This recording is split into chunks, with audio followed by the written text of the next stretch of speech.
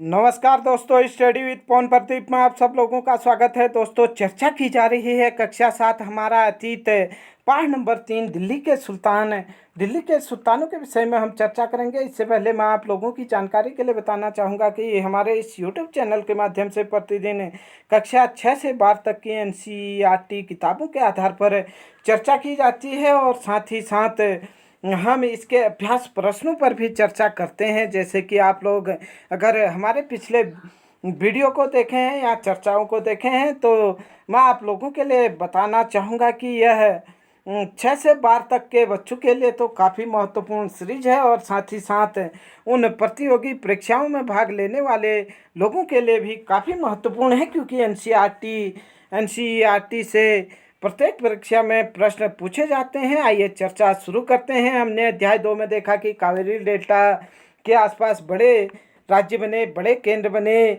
और क्या आपने गौर किया कि अध्याय 2 में दिल्ली का जिक्र नहीं था या दिल्ली किसी की राजधानी नहीं थी। इसकी वजह यह थी कि दिल्ली जो महत्वपूर्ण शहर बना वो 12वीं सदी में बना। तालिका 1 में भी हम देखेंगे कि तोमर राजपूतों के काल में दिल्ली किस साम्राज्य की राजधानी बनी। 12वीं सदी के मध्य तोमरों को अजमेर के चौहानों, जिन्होंने चौहान के नाम से जाना जाता है, ने परास्त किया। तोमरों को किसने परास्त किया? चौहानों ने परास्त किया। और तोमरों और चौहानों के राज्यकाल में ही दिल्ली वाणिज्य का एक महत्वपूर्ण केंद्र बन गया और इस शहर में बहुत सारे समृद्धशाली जैन व्यापारी रहते थे, जिन्होंने अनेक मंदिरों का निर्माण कराया। यहाँ देहलीवाल कहे जाने वाले सिक्के भी डाले जाते थे और काफ़ी प्रचलन में थे। 2-3 प्रश्न पूछा जा सकता है कि दिल्ली प्रमुख वाणिज्यिक केंद्र कब बना? दिल्ली प्रमुख वाणिज्यिक केंद्र चौहानों एवं तोमरों के शासनकाल में बना, या जो प्रारंभिक दिल्ली में वाणिज्यिक काल था, या दिल्ली में जब वाणिज्य का प्रारंभ हुआ, दिल्ली वाणिज्य का प्रमुख केंद्र बना, उस समय दिल्ली में कौन से सिक्के ढाले जाते थे? देहलीवाल सिक्के ढाले जाते थे। 13वीं सदी के आरंभ में दिल्ली सल्तनत की स्थापना हुई और उसके साथ दिल्ली एक ऐसी राजधानी में बदल गई जिसका नियंत्रण इस उपमहाद्वीप के बड़े क्षेत्र पर फैला। और तालिका 1 में फिर से नज़र डालिए और उन 5 वंशों की पहचान कीजिए जिनसे मिलकर दिल्ली की सल्तनत बनी। उसके बाद आप जिस इलाके को हम आज दिल्ली के नाम से जानते हैं, वहाँ इन सुल्तानों ने अनेक नगर बसाए। मानचित्र 1 में देखकर दिल्ली एक कुन्हा श्री जहाँपनाह को पहचाने। देख सकते हैं आप लोग कि यहाँ पर जहाँपनाह है, यहाँ पर सिरी है, यहाँ पर दिल्ली एक कुन्हा है। ऐसे ही हौज शमसी है, कुतुब मीनार बनाया गया था, तुगलकाबाद है। अन्य शहर यहाँ पर फिरोज शाह कोटला मैदान जो है यहाँ पर है। आजकल ऐसे शहर बसाए गए या नहीं, ऐसे क्षेत्रों में यहाँ पर बस्तियाँ बसी और फली फूली। आइए देखें दिल्ली के शासक कौन थे प्रारंभ में। जैसे कि हमने देखा तोमर यहाँ पर थे आरंभिक 12वीं शताब्दी से 1165 तक। चौहानों ने इन्हें हराया था 1130 से 1145। अनंगपाल इनके एक प्रमुख शासक थे। चौहान यहाँ पर 1165 से 1192 तक शासन किए थे। इनमें प्रमुख पृथ्वीराज तृतीय 1175 से 1192 ने शासन किया था और इनके शासनकाल में ही कुतुबुद्दीन ऐबक ने मोहम्मद गौरी ने 1191 और 1192 में 2 युद्ध किए। 1192 में उसने यहाँ पर जीत दर्ज की थी, जबकि 1191 में पृथ्वीराज की विजय हुई थी। और साथ ही साथ मोहम्मद गौरी वापस चला गया, लेकिन यहाँ पर वह अपने एक गुलाम या नहीं कुतुबुद्दीन ऐबक के अधीन यहाँ पर साम्राज्य की बागडोर छोड़ गया। जब 1206 में मोहम्मद गौरी की मृत्यु हुई तो कुतुबुद्दीन ऐबक ने दिल्ली को अपने कब्जे में ले लिया, अपना राज्य क्षेत्र मान लिया और दिल्ली का शासन अपने हाथ में संभाल लिया। गुलाम वंश कहा जाता है कुतुबुद्दीन ऐबक इसके एक प्रमुख शासक थे, जिन्होंने 1206 से 1210 तक शासन किया। इसके बाद शमसुद्दीन इल्तुतमिश ने शासन किया, जिसने 1210 से 1236 तक शासन किया। रजिया सुल्तान ने 1236 से 1240 तक शासन किया। और गयासुद्दीन बलबन ने, जैसे पिछले अध्याय में हमने देखा था, कि 1266 से 1227 तक शासन किया। इल्तुतमिश का मकबरा आप लोग यहाँ पर देख पा रहे होंगे। तराइन के युद्ध में हार जाने के कारण, पृथ्वीराज चौहान के हार जाने के कारण क्या हुआ था कि यहाँ पर जो तुर्की शासन था वह यहाँ पर आकर के जमा। खिलजी वंश उसके बाद आता है। कुतुबुद्दीन ऐबक ने जो गुलाम वंश की नींव रखी थी, उसके बाद उस वंश का अंत कर खिलजी वंश की स्थापना हुई 1290 से 1320 के बीच। इसका जो पहला शासक था जलालुद्दीन खिलजी, 1290 से 1296 तक। अलाउद्दीन खिलजी 1296 से 1316 तक। 1320 तक खिलजी वंश का शासन रहा। उसके बाद तुगलक वंश की स्थापना की गई गयासुद्दीन तुगलक के द्वारा। 1320 से 1324 तक गयासुद्दीन तुगलक ने शासन किया। अगर तुगलक वंश के शासनकाल को देखें तो 1320 से 1414 ईस्वी तक तुगलक वंश ने शासन किया। कभी प्रश्न पूछा जाता है कि गयासुद्दीन तुगलक या तुगलक वंश के संस्थापक कौन थे। गयासुद्दीन तुगलक तुगलक वंश के संस्थापक था। मोहम्मद तुगलक 1324 से 1351 तक इसने शासन किया। फिरोज शाह तुगलक 1351 से 1388 तक शासन किया। लाई दरवाज़ा का चित्र यहाँ पर दिखाई दे रहा है। उसके बाद सैयद वंश की स्थापना की गई खिरिज खान के द्वारा 1414 से 1421 तक, जो प्रमुख शासक था। और 1451 तक इस वंश का शासनकाल रहा। उसके बाद लोधी वंश की स्थापना बहलोल लोधी ने 1451 में की, और यह 1426 तक इस वंश का शासनकाल चलता रहा। 1526 में बाबर ने अंतिम लोधी शासक को हराकर यहाँ पर मुगल वंश की स्थापना की। फिरोज शाह तुगलक का मकबरा यहाँ पर देख सकते हैं। आइए देखें आगे चर्चा को बढ़ाते हुए कि दिल्ली के सुल्तानों के बारे में जानकारी कैसे। हालांकि अभिलेख, सिक्कों और स्थापत्य भवन निर्माण कला के माध्यम से काफ़ी सूचनाएं मिलती हैं, मगर और भी महत्वपूर्ण इतिहास, तारीख, एकवचन, तारीख, बहुवचन है, जो सुल्तानों के शासनकाल में प्रशासन की भाषा फारसी में लिखे गए थे। प्रश्न पूछा जा सकता है कि दिल्ली सुल्तानों के शासनकाल की राजभाषा क्या थी। दिल्ली सुल्तानों के प्रशासन की राजभाषा फारसी थी। यहाँ पर देख पा रहे होंगे आप लोग पांडुलिपियों को कैसे तैयार किया जा रहा है। कागज़ तैयार करना, लेखन कार्य करना, कागज़ तैयार किया जा रहा है, लेखन कार्य किया जा रहा है। महत्वपूर्ण शब्दों और अनुच्छेदों की ओर ध्यान आकर्षित करने के लिए सोने को पिघलाकर उसका प्रयोग किया जाता था। सोना पिघलाया जा रहा है और उसके बाद जिल्द तैयार की जाती थी। इस प्रकार से यहाँ पर लिखने का काम होता था उस जमाने में, मध्यकाल में। यहाँ देखें, तारीख के लेखक सचिव, प्रशासक, कवि और दरबारियों जैसे सुशिक्षित व्यक्ति होते थे, जो घटनाओं का वर्णन भी करते थे और शासकों को प्रशासन संबंधी सलाह भी देते थे। वे न्याय संगत शासन के महत्व पर बल देते थे। न्याय चक्र 13वीं सदी के इतिहासकार फक्र मुदब्बिर ने लिखा था कि राजा का काम सैनिकों के बिना नहीं चल सकता है। सैनिक वेतन के बिना नहीं जी सकते हैं। वेतन आता है किसानों से एकत्रित किए गए राजस्व से, मगर किसान भी राजस्व तभी चुका सकेंगे जब वे खुशहाल और प्रसन्न हो।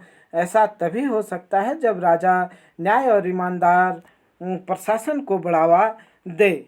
यहाँ पर न्याय चक्र कैसा था कि राजा का काम सैनिकों के बिना नहीं चल सकता था, सैनिकों का काम बिना वेतन का नहीं चल सकता था, और ये सब चीज़ें आती थी किसानों से कर वसूल करके। अब किसान भी कर तभी दे पाते जबकि कोई ईमानदार राजा वहाँ पर कार्य कर रहा हो या शासन कर रहा हो। यही चीज़ यहाँ पर दी थी न्याय चक्र के विषय में। कि आपको लगता है कि प्रजा के बीच संबंध को समझने के लिए उपयुक्त शब्द है न्याय चक्र आप कह सकते हैं। इस पर अपनी टिप्पणी कमेंट के माध्यम से भी दे सकते हैं। उसके बाद आइए देखें कि क्या लिखा है कक्षा 7 के NCERT में और दिल्ली के सुल्तानों के बारे में ये कुछ और दिल्ली ये कुछ और बातें मैं रखें। नंबर 1, तारीख के लेखक नगरों में विशेषकर दिल्ली में रहते थे, गांव में शायद कभी रहते हो। नंबर 2, अक्सर अपने इतिहास सुल्तानों के लिए लिखते थे, उनसे ढेर सारे इनाम पाते थे, जिससे कि इनाम पाने की आशा में वो लिखे गए। नंबर 3, अक्सर शासकों के जन्म सिद्ध अधिकार और लिंग भेद पर आधारित आदर्श साम्राज्य व्यवस्था बनाए रखने की सलाह देते थे। उसके विचार से सारे लोग सहमत नहीं होते थे। यहाँ पर हम देख पा रहे होंगे कि 2-3 चीज़ें यहाँ पर महत्वपूर्ण थी कि लेखकों के बारे में। नंबर 1 चीज़ तो वो नगरों में रहते थे, इसलिए उनको गांव के बारे में ज़्यादा जानकारी नहीं थी। नंबर 2, वो किसी एक शासक के वहाँ रहते थे। कोई भी दरबारी कभी अपने शासक की प्रशंसा ही करता था, क्योंकि उस समय उनको इसके लिए पुरस्कृत किया जाता था। नंबर 3 चीज़, जो शासकों के जन्म सिद्ध अधिकार थे और लिंग भेद पर आधारित थी, उस पर भी ये लोग अपने विचारों से सारे लोग क्या नहीं थे, इनके विचारों से सहमत नहीं थे। सन 1936 में सुल्तान इल्तुतमिश की बेटी रजिया सुल्तान सिंहासन पर बैठी। उस युग के इतिहासकार मिन्हाज सिराज ने स्वीकार किया है कि वह अपनी सभी भाइयों में अधिक योग्य और सक्षम थी, लेकिन फिर भी वह रानी को शासक के रूप में मान्यता नहीं दे पा रहा था। दरबारी जन उसके स्वतंत्र रूप से शासन करने की कोशिशों से प्रसन्न नहीं थे। वे सन 1240 में उसे सिंहासन से हटा दिया गया। मिन्हाज सिराज लिखता है कि वह अपने भाइयों में रजिया सुल्तान क्या थी, जिसका शासनकाल 1236 से 1240 रहा है और जो दिल्ली सल्तनत की प्रथम महिला शासिका थी। योग्य होने के बावजूद भी उस समय जो स्त्री को शासक के रूप में लोग पसंद नहीं करते थे, इसलिए वह भी पसंद नहीं करता था। जो लेखक है मिन्हाज सिराज, इसलिए 1240 ईस्वी में उसकी हत्या कर उसे शासन से क्या कर दिया गया, अपदस्थ कर दिया गया या हत्या कर उससे शासन छीन लिया गया। रजिया के बारे में मिन्हाज सिराज के विचार क्या हैं? मिन्हाज सिराज का सोचना है कि ईश्वर ने जो आदर्श समाज व्यवस्था बनाई है, उसके अनुसार स्त्रियों को पुरुषों के अधीन होना चाहिए और रानी का शासन इस व्यवस्था के विरुद्ध जाता है। इसलिए वह पूछता है, देखें कि क्या पूछता है, खुदा की रचना के खाते में उसका ब्यौरा चूंकि मर्दों की सूची में नहीं आता, इसलिए इतनी शानदार खूबियों से भी उसे आखिर हासिल क्या हुआ। मिन्हाज सिराज लिखता है रजिया सुल्तान के बारे में कि खुदा के खाते में उसका ब्यौरा चूंकि मर्दों की सूची में नहीं है, वो मर्द नहीं है, इसीलिए उसमें सारे गुण हैं कि वह प्रशासन को संभाल सकती है, रानी बन सकती है, लेकिन एक शासक के रूप में वह नहीं बन सकती है। उसे क्या हासिल हुआ करके लिखता है। रजिया ने अपने अभिलेखों और सिक्कों पर अंकित करवाया कि वह सुल्तान इल्तुतमिश की बेटी थी। आधुनिक आंध्र प्रदेश के वारंगल क्षेत्र में किसी समय काकतीय वंश का राज्य था। उस वंश की रानी रुद्रमा देवी 1262 से 1289 के व्यवहार से रजिया का व्यवहार बिल्कुल विपरीत था। प्रश्न पूछा जा सकता है कि रुद्रमा देवी किस वंश की शासिका थी? रुद्रमा देवी काकतीय वंश की शासिका थी या रुद्रमा देवी किस वंश की शासिका थी? रुद्रमा देवी वारंगल वंश की शासिका थी। यह प्रश्न पूछा गया है PCS प्री एग्जाम उत्तराखंड 2022 में। ये प्रश्न पूछा गया है। निश्चित तौर से यहाँ से प्रश्न पूछे ही जाते हैं। कई और प्रश्न इस पाठ से अभी तक पूछे गए हैं अनेक परीक्षाओं में और आगे भी पूछे जाएंगे। और प्रश्न पूछा जा सकता है कि रानी रुद्रमा जो वारंगल क्षेत्र में शासन करती थी, आधुनिक आंध्र प्रदेश के वारंगल क्षेत्र में शासन करती थी, जो काकतीय वंश की क्या थी? शासिका थी। सॉरी, अगर मैं वारंगल वंश कह गया तो काकतीय वंश की शासिका थी रुद्रमा देवी। उसका शासनकाल क्या था? 1262 से 1289। रजिया और उसके व्यवहार में काफ़ी अंतर था। रुद्रमा देवी ने अपने अभिलेखों में अपना नाम पुरुषों जैसे लिखवाकर अपने पुरुष होने का भ्रम पैदा किया। रुद्रमा देवी ने क्या किया, अपना नाम पुरुषों जैसा लिखा है। एक महिला शासक थी कश्मीर की रानी दिद्दा। रानी दिद्दा 980 से 1003, उसका नाम दीदी बड़ी बहन से निकला है। जाहिर है कि उसकी प्रिय रानी को यह स्नेह भरा संबोधन दिया होगा। या नहीं, आप देख पा रहे होंगे कि महिलाओं ने भी मध्यकाल में शासन किया है। कश्मीर की शासिका के बारे में आप लोगों से पूछा जा सकता है कि मध्यकाल में किसने निम्न में से कश्मीर में शासन किया। दिद्दा ने या नहीं, दीदी ने, रानी दिद्दा ने कश्मीर में 980 से 1003 के बीच शासन किया। उसके बाद हम देखें मिन्हाज के विचार अपने शब्दों में व्यक्त कीजिए। क्या आपको लगता है कि रजिया के विचार भी यही थे? आपके अनुसार स्त्री के लिए शासक बनना इतना कठिन क्यों था? उस समय सामाजिक परिस्थिति ऐसी थी कि आप महिला शासिका को स्वीकार नहीं करते थे। जबकि आधुनिक भारत में देखें, जो हमारी प्रथम नागरिक होते हैं, महामहिम होते हैं, वह भी महामहिम श्रीमती द्रौपदी मुर्मू जी हैं। हम 2022-23 सत्र में चर्चा कर रहे हैं और देखें कि जन्म सिद्ध अधिकार क्या थे। उस समय जन्म के आधार पर विशेषाधिकार का दावा, उदाहरण के लिए लोग मानते थे कि कुलीन व्यक्तियों को कुछ खास परिवारों में जन्म लेने के कारण शासन करने का अधिकार विरासत में मिलता है। जबकि लिंग भेद भी समाज में था। स्त्रियों तथा पुरुषों के बीच सामाजिक तथा शरीर रचना संबंधी अंतर, आमतौर पर यह तर्क दिया जाता है कि ऐसी अंतर के कारण पुरुष स्त्रियों की तुलना में क्या हैं, श्रेष्ठ होते हैं। आप लोग ये देख पा रहे होंगे कक्षा 7 NCERT के आधार पर दिल्ली के सुल्तानों के विषय में, और मानचित्र 2 में शमसुद्दीन इल्तुतमिश द्वारा जीते गए प्रमुख शहर हैं। आप देख पा रहे होंगे दिल्ली सल्तनत का विस्तार गरिसन शहर से साम्राज्य तक, गरिसन शहर से साम्राज्य तक कैसे हुआ, आप लोग इस मानचित्र के से समझने का प्रयास करेंगे। जैसे कि आप लोग यहाँ पर देख पा रहे हैं कि ऊपर आप लोगों को दिखाई दे रहा है, कालकोट दिखाई दे रहा है, और साथ ही साथ आप लोग इस साम्राज्य को देख रहे हैं कि आगे यहाँ पर अनेक क्षेत्र जो इल्तुतमिश के समय में यहाँ पर बने थे, उनके विषय में हम यहाँ पर देखते हैं कि किन किन क्षेत्रों पर इल्तुतमिश का उस समय शासन हुआ करता था।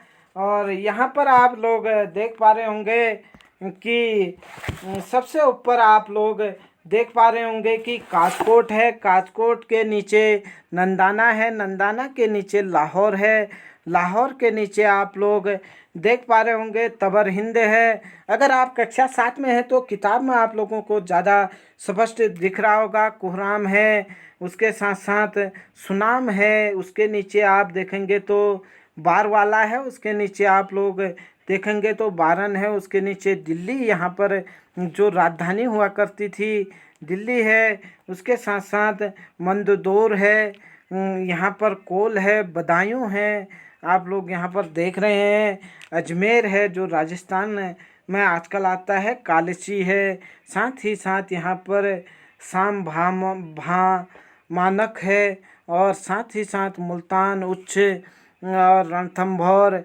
ग्वालियर, ये अनेक क्षेत्र यहाँ पर दिखाई दे रहे हैं जहाँ पर इन सुल्तानों ने कब्जा कर लिया था। अवध है, बनारस है, ये सारे क्षेत्र पर शमसुद्दीन इल्तुतमिश ने कब्जा कर लिया था और इसका राज्य क्या हो गया था, विस्तारित हो गया था। ये देखें, चर्चा को आगे बढ़ाते हैं कि 13वीं शताब्दी के आरंभिक वर्षों में दिल्ली के सुल्तानों का शासन गौरीसेनु रक्षकों, सैनिकों की टुकड़ियों के निवास के लिए बने मजबूत किलेबंद शहरों से परे शायद कभी फैला हो।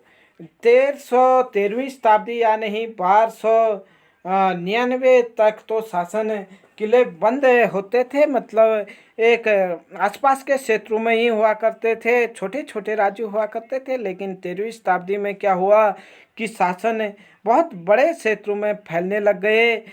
शहरों से संबंध लेकिन उससे दूर भीतरी प्रदेशों पर उनका नियंत्रण न के बराबर था। उस समय एक दो शहरों से संबंधित होते थे, दूर उनका शासन न के बराबर होता था, इसलिए उन्हें आवश्यक सामग्री, रसद आदि के लिए व्यापार कर या लूटमार पर निर्भर रहना पड़ता था। दिल्ली से सुदूर बंगाल और सिंध गौरीशन शहरों का नियंत्रण बहुत ही कठिन था। बगावत, युद्ध, यहाँ तक कि खराब मौसम से भी उसके संपर्क के नाजुक सूत्र छिन्न भिन्न हो जाते थे। शासन को अफगानिस्तान से आने वाले हमलावरों आदि और उन सूबेदारों के बराबर चुनौती मिलती रहती है, जो जरा सी कमजोरी का आभास मिलते ही विद्रोह का झंडा खड़ा कर देते थे। इन चुनौतियों के चलते सल्तनत बड़ी मुश्किल से किसी तरह अपने आप को बचाए हुई थी। इसका संस्थापक गयासुद्दीन बलबन के शासनकाल में हुआ और इसका विस्तार अलाउद्दीन खिलजी और मोहम्मद तुगलक के राज्यकाल में हुआ। सल्तनत के भीतरी सीमाओं में जो अभियान चले उसका लक्ष्य था गैरीसैन शहरों की पृष्ठभूमि में स्थित भीतरी क्षेत्रों की स्थिति को मजबूत करना। इन अभियानों के दौरान गंगा यमुना के दोआब से जंगलों को साफ कर दिया गया और शिकारी संग्राहकों तथा चरवाहों को उनके पर्यावास क्षेत्रों से क्या कर दिया, खदेड़ दिया गया। वह जमीन किसानों को दे दी गई और कृषि कार्य को प्रोत्साहित दिया गया। व्यापार मार्गों पर क्षेत्रीय व्यापार की उन्नतियों के लिए नए किले बनाए गए। गौरीसैन शहर या नहीं किलेबंद शहर और शहर बसाए गए। दूसरा विस्तार सल्तनत की बाहरी सीमा पर हुआ। अलाउद्दीन खिलजी के शासनकाल में दक्षिण भारत को लक्ष्य करके सैनिक अभियान चलाए गए। प्रश्न पूछा जाता है कि दक्षिण भारत में सर्वप्रथम किसके शासनकाल में दक्षिण भारत में अभियान शुरू किया गया। अलाउद्दीन खिलजी के समय दक्षिण भारत में सर्वप्रथम अभियान किया गया या सैनिक अभियान किया गया और यह अभियान मोहम्मद तुगलक के समय अपनी चरम सीमा पर पहुंचे। इन अभियानों में सल्तनत की सेनाओं ने हाथी, घोड़े, गुलाम और मूल्यवान धातुएं अपने कब्जे में ले ली। दिल्ली सल्तनत की सेनाओं की शुरुआत अपेक्षाकृत कमजोर थी, मगर 150 वर्ष बाद मोहम्मद तुगलक के राज्यकाल के अंत तक इस उपमहाद्वीप का विशाल क्षेत्र क्या हुआ, इसके अंतर्गत आ गया। इसने शत्रुओं की सेनाओं को परास्त किया और शहरों पर कब्जा किया। इसके सूबेदार और प्रशासक मुकदमों के फैसले सुनाते थे और साथ ही किसानों से कर वसूल करते थे, लेकिन इतने विशाल क्षेत्र पर इसका नियंत्रण किस सीमा तक और कितना प्रभावी था। इसके साथ साथ हम यहाँ पर देख पा रहे होंगे कि किस प्रकार से यहाँ पर ये चित्र दिया है कि कहाँ कहाँ इसका क्षेत्र था। यहाँ देखें तो आप पंजाब का क्षेत्र है और यहाँ गुजरात है, दिल्ली है और यहाँ रणथंभौर है, चित्तौड़ है, मांडू है, कड़ा है। अलाउद्दीन खिलजी के द्वारा जो ये क्षेत्र जीते गए थे उसके विषय में यहाँ पर दिया गया है कि अलाउद्दीन खिलजी ने कब अभियान किए। आप देख पा रहे होंगे गुजरात यहाँ पर दिया गया है। गुजरात अभियान कब किया गया था, ऐसे प्रश्न पूछे जा सकते हैं। गुजरात अभियान की बात करें तो यहाँ पर 1299, चित्तौड़ 1303। इस प्रकार से एक बार आप अपनी किताब में अवश्य देखें। ऐसे ही वारंगल अभियान है, काकती है और साथ ही साथ देवगिरी पर है। देवगिरी राजधानी मोहम्मद तुगलक के द्वारा यहाँ राजधानी स्थानांतरित की गई थी। मांडू है 1305 में और साथ ही साथ कड़ा है 1296 में यहाँ आक्रमण किया गया था। होयसल है 1311 में। एक बार आप अलाउद्दीन के अभियानों को देख सकते हैं और आगे हम चर्चा बढ़ाते हैं कि किस तरीके से दिल्ली सल्तनत पर शासन और लोगों ने भी चलाया था। इस चर्चा को आगे बढ़ाते हुए हम चर्चा करेंगे चित्र नंबर 2 की जो 12वीं सदी के आखिरी दशक में बना कुब्बतुल इस्लाम मस्जिद तथा उसकी मीनारें हैं जो चित्र में दिख रहा है, यह जामा मस्जिद दिल्ली के सुल्तानों द्वारा बनाए गए सबसे पहले इस शहर में स्थित है। इतिहास में इस शहर को दिल्ली ए कुन्हा पुराना शहर कहा जाता है। इतिहास में इस शहर को क्या कहा जाता है? दिल्ली ए कुन्हा पुराना शहर कहा जाता है। इस मस्जिद का इल्तुतमिश और अलाउद्दीन खिलजी ने और विस्तार किया। मीनार 3 सुल्तानों कुतुबुद्दीन ऐबक, इल्तुतमिश एवं फिरोज शाह तुगलक द्वारा बनाई गई है। मस्जिद आप लोग देख पा रहे होंगे यहाँ पर। साथ ही साथ आप लोगों ने कुतुब मीनार आदि चीज़ें देखी। मस्जिद यह अरबी शब्द है जिसका अर्थ होता है ऐसा स्थान जहाँ पर मुसलमान क्या करते हैं? अल्लाह की आराधना में सजदा, घुटना और माथा टेक कर करते हैं, मतलब आराधना करते हैं अपनी। वह जामा मस्जिद या मस्जिद ए जामी वह मस्जिद होती है जहां अनेक मुसलमान एकत्र होकर साथ साथ नमाज पढ़ते हैं। नमाज की रस्म के लिए सारे नमाजियों में से अधिक सम्मानी और विद्वान पुरुष को इमाम नेता के रूप में चुना जाता है। इमाम शुक्रवार की नमाज के दौरान धर्मोपदेश खुतबा भी देता है। नमाज के दौरान सुल्तान मक्का की तरफ मुँह करके खड़े होता है। नमाज के दौरान मुसलमान क्या करते हैं? मक्का की तरफ मुँह खड़ा होकर खड़े होते हैं। भारत में मक्का पश्चिम की ओर पड़ता है। मक्का की ओर की दिशा किबला कहा जाता है। यहाँ से अनेक प्रश्न पूछे जा सकते हैं कि मस्जिद का अरबी अर्थ क्या है? ऐसा स्थान जहाँ पर मुसलमान अल्लाह की आराधना करते हैं, सजदा करते हैं, मतलब सजदा घुटने और माथा टेकना, माथा टेक कर आराधना करना। और जामा मस्जिद को क्या कहा जाता है? मस्जिद जामी कहा जाता है। मुसलमान जहाँ पर एकत्रित होकर नमाज रस्म अदा करते हैं उसे क्या कहा जाता है? जामा मस्जिद कहा जाता है। और इनका जो योग्य व्यक्ति इनमें होता है, इमाम नेता इनका कहलाता है इमाम। और धर्मोपदेश जब ये देते हैं तो उसे खुतबा कहा जाता है। उसके साथ साथ नमाज के दौरान मुसलमान मक्का की तरफ मुँह करते हैं और जिसे क्या कहा जाता है? किबला कहा जाता है। मक्का की दिशा को अरबी में किबला कहा जाता है। यहाँ पर आप देख रहे हैं बेगमपुरी मस्जिद। यह मोहम्मद तुगलक के राज्यकाल में दिल्ली में उसकी नई राजधानी जहांपना विश्व की शरण स्थली की मुख्य मस्जिद के तौर पर बनाई गई थी। मानचित्र 1 में जहांपना को ढूंढे। मानचित्र 1 में हमने देखा था जहांपना जहाँ पर यह मस्जिद बनाई गई है। उसके बाद हम आगे देखें कि यहाँ पर दिल्ली के सुल्तानों ने सारे महाद्वीप में क्या किया? अनेक शहरों में मस्जिदें बनाई। उससे मुसलमानों और इस्लाम के रक्षक होने के दावे को बल मिलता था। समान आचार संहिता और आस्था का पालन करने वाले श्रद्धालु परस्पर एक समुदाय से जुड़े होने का बोध उत्पन्न करने के लिए भी मस्जिदें क्या थी? सहायक थी। एक समुदाय का अंग होने के बोध को प्रबल करना जरूरी था क्योंकि मुसलमान अनेक भिन्न भिन्न प्रकार की पृष्ठभूमियों से आते थे। उसके बाद यहाँ मोट की मस्जिद है। सिकंदर लोदी के शासनकाल में यह उसके मंत्री द्वारा बनाई गई। मोट की मस्जिद सिकंदर लोदी के शासनकाल में बनी, उसके एक मंत्री ने बनाई। उसके बाद आप लोग देख रहे हैं यहाँ पर कि जमाली कलामी की मस्जिद 1520 के दशक के आखिरी दिन में निर्मित हुई थी। चित्र 2, 3, 4, 5 की तुलना कीजिए। इन मस्जिदों की समानताएं और असमानताएं ढूंढें और ढूंढने की कोशिश करें। चित्र 3, 4, 5 में स्थापित की उस परंपरा का विकास दिखाई देता है जिसकी चरम सीमा दिल्ली सल्तनत में शाहजहां की मस्जिद में दिखाई देती है। अध्याय 5 में चित्र 7 देखें। यहाँ पर आप देख पा रहे होंगे ये चित्र कुछ अलग हैं, जबकि जो चित्र यहाँ पर दिए थे वो क्या थे? थोड़ा इनसे भिन्न थे। आप लोग अगर किताब है तो वहाँ पर देख सकते हैं।